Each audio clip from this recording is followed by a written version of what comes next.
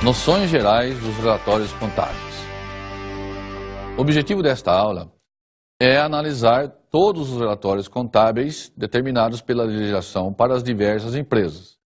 O foco da aula será a apresentação da estrutura dos relatórios contábeis e os objetivos principais de cada um deles. Objetivo e visão geral dos relatórios contábeis. Vamos ver primeiramente o objetivo geral dos relatórios contábeis. O objetivo geral dos relatórios contábeis é permitir aos usuários da informação contábil condições de avaliar a situação econômica e financeira da entidade. Como vimos então, o objetivo geral dos relatórios contábeis é auxiliar aos diversos usuários de todos os relatórios contábeis com informações para o seu processo de avaliação da situação econômica e financeira das entidades e, com isso, permitir a que esses usuários tomem as suas decisões que acharem necessárias. As principais demonstrações contábeis são o balanço patrimonial, a demonstração do resultado do período, a demonstração dos lucros ou prejuízos acumulados, a demonstração das mutações do patrimônio líquido, a demonstração dos fluxos de caixa, a demonstração das origens e aplicações dos recursos, a demonstração do valor adicionado, as notas explicativas, o balanço social e o relatório da administração. Nem todas as demonstrações contábeis são obrigatórias para todas as empresas. Algumas demonstrações contábeis são apenas obrigatórias para as companhias abertas e sociedades de grande porte, como veremos ainda nesta aula. Usuários dos relatórios contábeis. São diversos os usuários dos relatórios contábeis. Os primeiros interessados na informação contábil são os investidores, aqueles que investiram o seu dinheiro nas entidades empresariais. O segundo conjunto de usuários interessados são os fornecedores, os clientes, o governo, os funcionários, e assim muitos usuários se interessam pelas demonstrações contábeis das empresas. Visão geral dos relatórios contábeis. Vamos ver num esquema uma visão geral dos relatórios contábeis, tomando como referência os dois relatórios principais, que são o balanço patrimonial e a demonstração do resultado do período. Nesta figura, vemos que a demonstração do resultado do período se insere entre dois balanços patrimoniais, o balanço do início do período e o balanço do fim do período. Não quer dizer que todas as alterações que acontecerão para o balanço do fim do período necessariamente passem pela demonstração do resultado, mas a maior parte das transações tem reflexos no lucro da empresa e, portanto, passam pela demonstração do resultado. Assim, partindo de um balanço inicial, apurando-se a demonstração do resultado do período, obtemos o balanço patrimonial ao final do período. Vamos ver agora um exemplo sintético da relação entre o balanço no início do período, uma demonstração dos resultados e o balanço no final do período. Vamos considerar um balanço inicial do período com apenas duas contas. Um ativo de estoque de mercadorias de 20 mil e um passivo de capital social de 20 mil. Em seguida, vamos simular uma venda de mercadorias. Essa venda de mercadorias está evidenciada na demonstração do resultado do período. No nosso exemplo, o valor das vendas foi de 30 mil e o custo das mercadorias vendidas foi de 12 mil, gerando um lucro do período de 18. O custo das mercadorias vendidas é uma baixa do estoque de mercadorias. Portanto, se nós tínhamos 20 mil em estoque de mercadorias e 12 mil foram vendidas, houve uma baixa do estoque de mercadorias. Esse valor de 12 mil, que é o valor de custo, foi vendido por 30 mil, gerando um lucro de 18. Com isso, nós podemos ver como fica o balanço ao final do período. O caixa passará a representar 30 mil porque foi o valor recebido à vista pela venda da mercadoria. O estoque de mercadorias, que antes era de 20 mil, passa agora a ser de 8, porque houve a saída de 12 mil do estoque de mercadorias.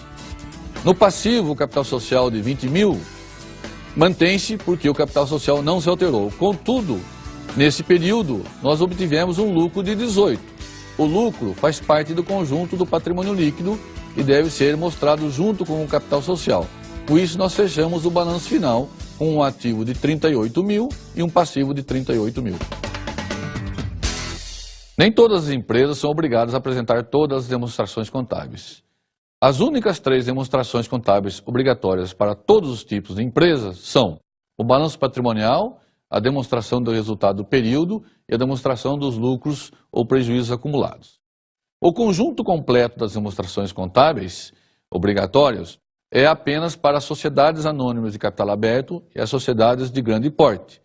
As demais empresas podem não ser obrigadas a apresentar todos os relatórios. Em resumo, temos que a demonstração do resultado do período, o balanço patrimonial e a demonstração dos lucros acumulados é obrigatória para todas as empresas. O conjunto completo é apenas obrigatório para as sociedades anônimas de capital aberto e as empresas de grande porte.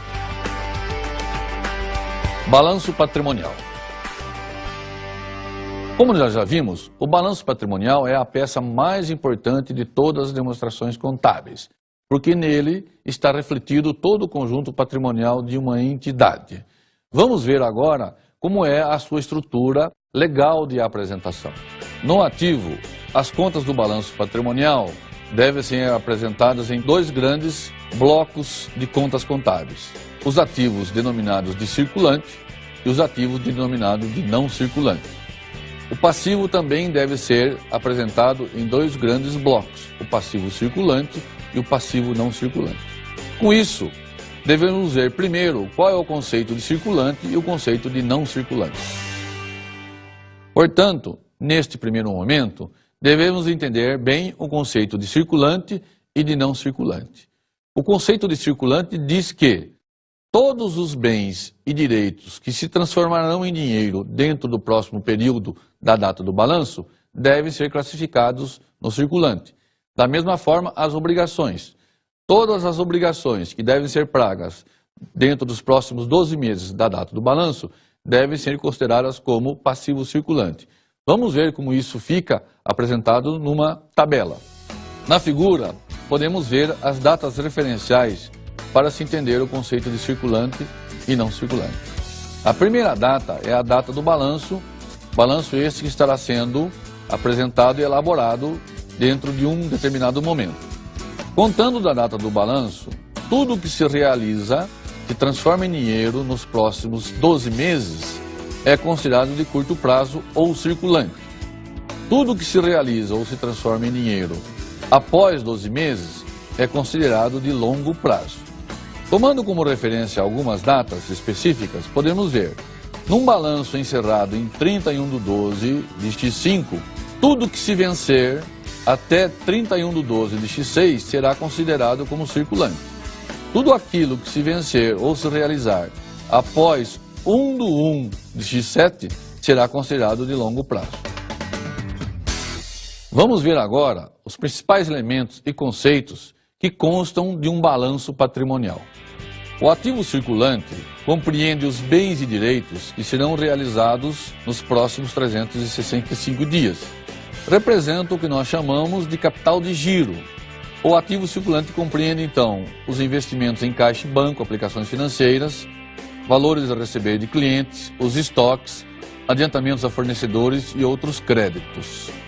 O ativo não circulante é apresentado em 4 grandes agrupamentos: o realizável a longo prazo, os investimentos, o imobilizado e o intangível. O realizável a longo prazo compreende todos os valores a receber ou investimentos feitos que serão resgatáveis ou transformados em dinheiro após 365 dias. O realizável a longo prazo pode ter elementos de natureza similar ao do circulante, só que com vencimentos diferentes. Os investimentos representam os gastos efetuados para a aquisição de empresas que podem ser ligadas ou não ligadas à empresa adquirente. São investimentos em outras empresas. O imobilizado compreende todos os bens adquiridos para a operação da empresa para fazer com que a atividade operacional da empresa seja realizada. Compreende os terrenos, os prédios, os equipamentos, o maquinário, veículos, móveis, etc. À medida que esses bens sofrem um processo de deterioração por obsolescência ou por mesmo por utilização, o imobilizado captura a depreciação e a exaustão acumulada, bem como a amortização acumulada. No intangível, classificam-se os bens incorpóreos destinados também à atividade operacional da empresa. Os mais comuns são gastos com geração de marca, patentes, softwares, etc. No passivo circulante, devem ser classificados todas as obrigações que serão pagas dentro dos próximos 365 dias. Os principais componentes do passivo circulante são as contas a pagar aos fornecedores, tributos a recolher, salários e encargos ainda por pagar, contas a pagar, adiantamento de clientes, empréstimos e financiamentos e dividendos e participações a pagar. O passivo não circulante inclui o exigível a longo prazo, as receitas diferidas e o patrimônio líquido. O exigível a longo prazo incorpora todas as obrigações que serão pagas a partir de 12 meses da data do balanço. Inclui, além dos empréstimos e financiamentos, eventuais impostos refinanciados e multas com coligadas e contreladas.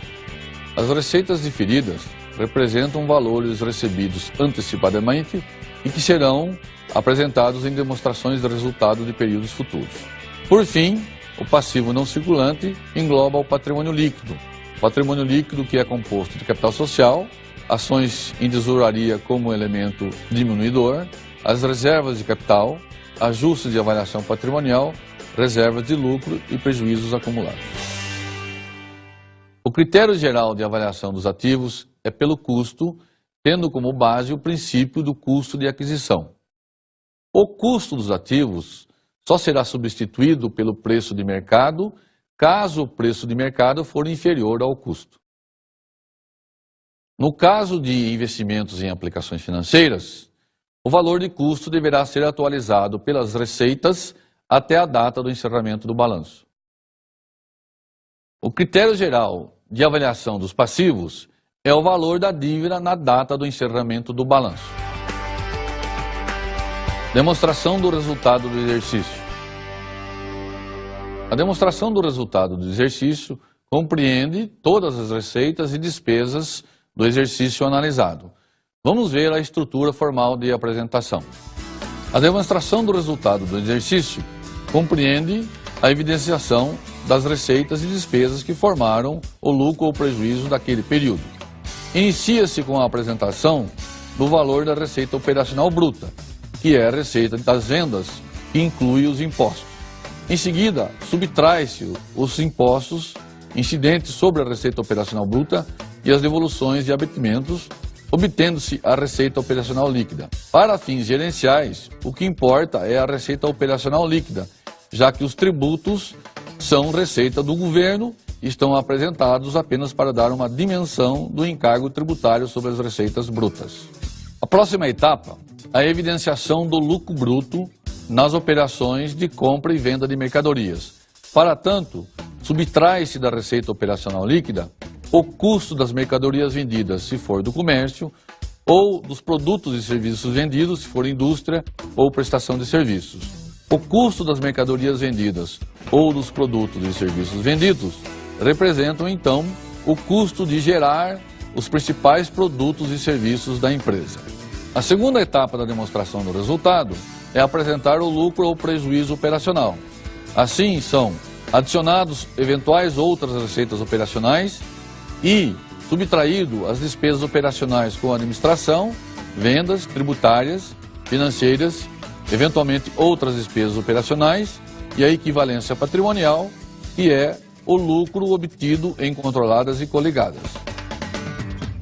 A apresentação formal do lucro operacional inclui como redutor do lucro bruto e como incorporação ao lucro operacional o resultado das despesas financeiras líquido das receitas financeiras. Contudo, isso não é uma apresentação gerencial adequada. Para fins gerenciais, as receitas e despesas financeiras devem ser mostradas separadas do lucro operacional, para que nós consigamos ver de fato o lucro decorrente das operações de compra e vendas de cada empresa. Após a evidenciação do lucro operacional, adicionam-se outras receitas e outras despesas que não são recorrentes, que não fazem parte do dia a dia das operações da empresa. Depois disso, diminui-se do resultado a provisão para os impostos de renda, a participação dos administradores e participação dos empregados, se forem previstas nos estatutos, gerando o lucro ou prejuízo líquido do exercício. Os principais conceitos que envolvem a demonstração dos resultados são os seguintes. Primeiramente, o custo dos produtos, serviços ou mercadorias vendidas. Esses serão apresentados na demonstração dos resultados pelo custo de aquisição ou produção. As despesas operacionais são apresentadas pelo valor gasto, pelo valor de custo. É importante ressaltar o conceito das receitas e despesas financeiras. As despesas financeiras representam a atualização de todas as dívidas que têm juros até a data do balanço. E as receitas financeiras representam a atualização por juros de todas as aplicações financeiras até a data do balanço. Demonstração dos lucros ou prejuízos acumulados. Essa demonstração também é obrigatória para todas as empresas. O objetivo é mostrar a movimentação da riqueza dos acionistas num determinado período. A tabela mostra uma demonstração de lucros ou prejuízos acumulados de forma sintética. Começa com o saldo inicial de lucros acumulados, que no exemplo é zero. Já em seguida apresenta a movimentação mais importante desta conta, que é o lucro obtido no período, no exemplo, 1.140. Em seguida, duas movimentações de redução de lucros acumulados, que são as mais comuns. A transferência para reservas, com o intuito de manter na empresa lucros, e uma distribuição de dividendos, que é a forma de retornar o investimento para os donos do empreendimento. A partir de 2008, os procedimentos contábeis no Brasil determinam que a conta de lucros acumulados tenha saldo zero ao final de cada período. Nesse sentido, todo o lucro deverá ter uma destinação proposta na demonstração dos lucros acumulados. Aqueles lucros não distribuídos deverão ser então transferidos para alguma reserva para depois serem incorporados ao capital no futuro. Demonstração das mutações do patrimônio líquido. Essa demonstração abrange a movimentação de todas as contas do patrimônio líquido. Portanto, ela é mais abrangente que a demonstração dos lucros e prejuízos acumulados. Aquelas empresas que fizerem a demonstração das mutações do patrimônio líquido não precisam fazer a demonstração dos lucros acumulados. Vamos ver um exemplo dessa demonstração. Nesta demonstração, nós vemos que todas as contas do patrimônio líquido são apresentadas com as suas movimentações. Nós vemos aí uma coluna representando o capital social, uma coluna representando as reservas, uma coluna representando os lucros acumulados e uma coluna totalizando as três contas que foram apresentadas anteriormente. A demonstração parte do saldo inicial de cada conta, identifica as movimentações que ocorreram em cada conta e termina com a apresentação do saldo final de cada conta. As principais movimentações do patrimônio líquido que devem ser apresentadas na demonstração das mutações do patrimônio líquido são aumento de capital em dinheiro, aumento de capital em reservas, reduções do capital social, a incorporação do lucro do período à conta de lucros acumulados, a destinação de lucros acumulados para os acionistas por via distribuição de dividendos ou lucros, a transferência de lucros acumulados para as reservas e aumento das reservas de capital com doações ou subvenções governamentais. Demonstração das origens e aplicações dos recursos. Esta demonstração era obrigatória até 31 de 12 de 2007 para as sociedades anônimas de capital aberto. Esta é uma demonstração muito interessante e muito importante, porque mostra a movimentação dos fundos da empresa, de onde vieram os recursos, para onde os recursos foram aplicados. A partir de 1 de 1 de 2008, esta demonstração para as sociedades anônimas de capital aberto foi substituída pela demonstração dos fluxos de caixa. Nesse sentido, vamos então abordar com mais profundidade diretamente a demonstração dos fluxos de caixa. A demonstração dos fluxos de caixa é considerada a grande demonstração que complementa as duas demonstrações contábeis básicas, o balanço patrimonial e a demonstração do resultado. O objetivo da demonstração dos fluxos de caixa, como o próprio nome diz, é evidenciar a movimentação do numerário do dinheiro que aconteceu dentro daquele período analisado pelas demonstrações contábeis. A demonstração dos fluxos de caixa deve ser apresentada em três partes, em três segmentos. Esses três segmentos são o fluxo de caixa das atividades operacionais, o fluxo de caixa das atividades de investimento e o fluxo de caixa das atividades de financiamento. O fluxo de caixa das atividades operacionais, como o próprio nome já indica, procura evidenciar a geração de caixa proveniente da operação básica da empresa, a operação de comprar, produzir e vender. O fluxo de caixa das atividades de investimento representa o dinheiro que foi investido nos ativos de longo prazo da companhia. O fluxo de caixa das atividades de financiamento representa as origens de recurso para fazer face aos investimentos de longo prazo da companhia. Portanto, compreende a entrada de novos recursos de empréstimos e financiamentos, a saída dos recursos de empréstimos e financiamentos, a entrada de capital social em dinheiro, assim como eventuais reduções de capital social, e também compreende a distribuição dos lucros dentro daquele período.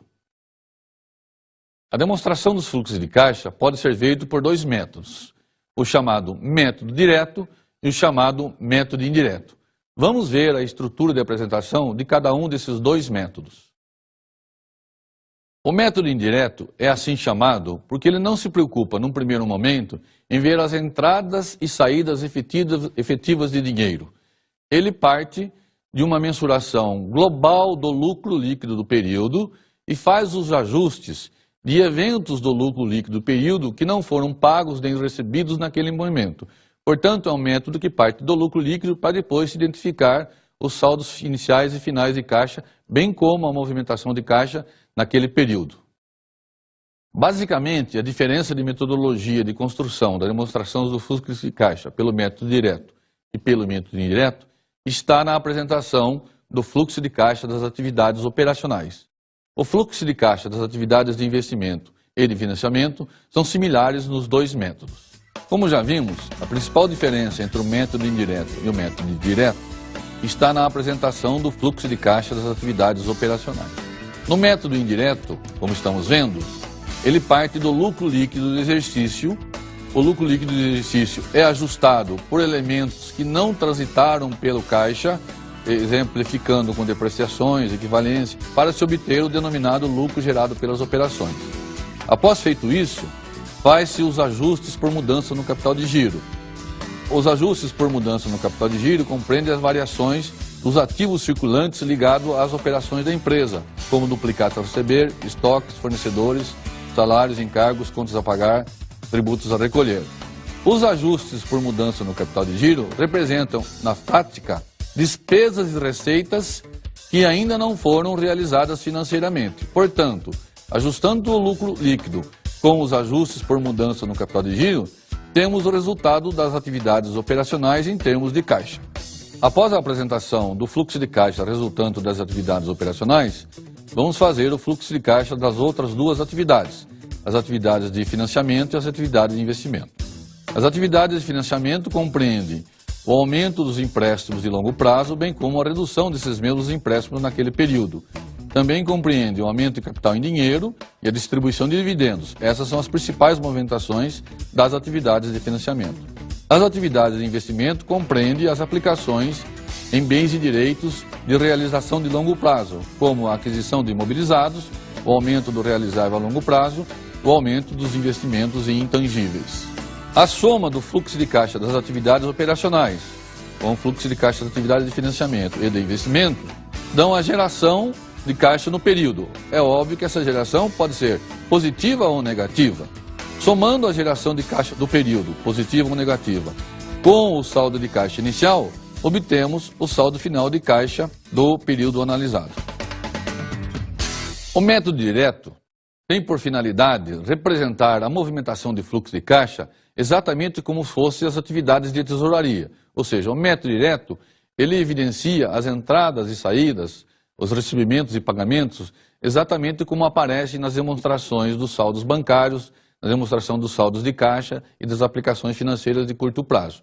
Portanto, o método direto é o método que é mais utilizado diretamente pelo pessoal de gerência financeira. Vamos ver agora uma estrutura da apresentação dos fluxos de caixa pelo método direto. No método direto, o fluxo de caixa das atividades operacionais é representado por recebimentos e pagamentos. Assim nós temos como uma exemplificação os recebimentos de clientes. E como pagamentos, nós temos os exemplos de pagamentos a fornecedores, salários e encargos, despesas, impostos, etc. No método direto, não há uma vinculação imediata com o lucro líquido. Ele procura evidenciar a movimentação financeira que ocorreu nas contas bancárias, nas contas de caixa e nas contas de aplicações financeiras de curto prazo. As atividades de financiamento e de investimento são representadas no método direto de forma similar à do fluxo de caixa pelo método indireto. Portanto, o que diferencia nos dois métodos, como nós vimos, é o fluxo de caixa das atividades operacionais. A maior parte das empresas tem optado por apresentar a demonstração dos fluxos de caixa pelo método indireto, porque julgam que ela é melhor para o entendimento da movimentação dos recursos da companhia. Integração entre o balanço patrimonial, a demonstração dos resultados e a demonstração dos fluxos de caixa. Esta integração entre os três demonstrativos contábeis é mais facilmente visualizável na demonstração dos fluxos de caixa pelo método indireto. Nós vemos aqui naquela demonstração, ela inicia-se com o lucro líquido e depois ela é ajustada por variações de itens do balanço patrimonial, gerando o fluxo de caixa das atividades operacionais. Portanto, há uma completa integração entre a demonstração do resultado, o balanço patrimonial e o efeito nos fluxos de caixa. Demonstração do valor adicionado. Essa demonstração é só obrigatória para as companhias de capital aberto, aquelas companhias que têm ações cotadas nas bolsas de valores. O objetivo dessa demonstração é apresentar a geração de riqueza por uma empresa e a sua subsequente distribuição da riqueza. Portanto, ela tem duas partes: como que a riqueza foi gerada e como que a riqueza foi distribuída. Nessa demonstração, os tributos recolhidos para o governo não são considerados como despesa, mas sim como distribuição da geração da riqueza pela empresa. Da mesma forma, os gastos efetuados com a folha de pagamento dos funcionários, incluindo os encargos sociais, também não são considerados como despesa, e sim como distribuição da riqueza gerada pela sociedade.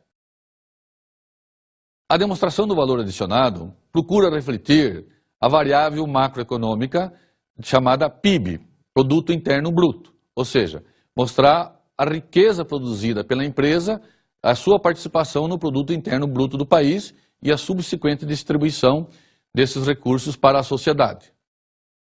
A demonstração do valor adicionado é considerada uma demonstração de caráter de responsabilidade social, porque mostra o quanto a empresa gerou de riqueza para a sociedade e quanto que essa riqueza gerada foi distribuída para os diversos atores da sociedade. Por isso, a demonstração do valor adicionado é considerada a parte mais importante do chamado balanço social. Notas explicativas às demonstrações financeiras. As demonstrações contábeis são apresentadas, no mais das vezes, em forma de números sintéticos, grandes agregados de números. Assim, em muitos casos, há a necessidade de se detalhar os números apresentados nas demonstrações contábeis. Além disso, as demonstrações contábeis são apresentadas em seus vários elementos patrimoniais com diversos critérios de avaliação, ou seja, como aqueles números, aqueles valores foram elaborados, foram estruturados.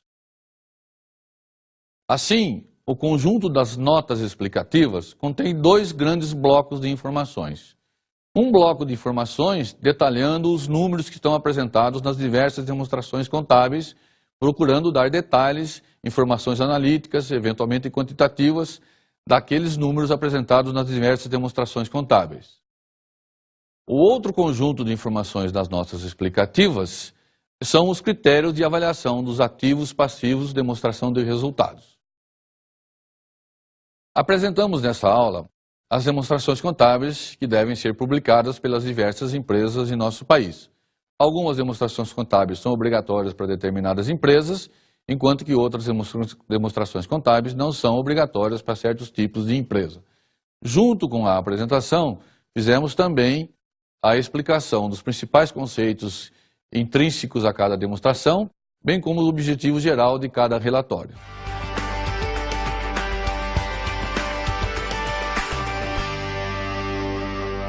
Para um aprofundamento nesses estudos, sugerimos a leitura do Manual de Contabilidade das Sociedades por Ações, de Ernesto Rubens Gelbig, Sérgio Diudíssimos e do professor Eliseu Martins.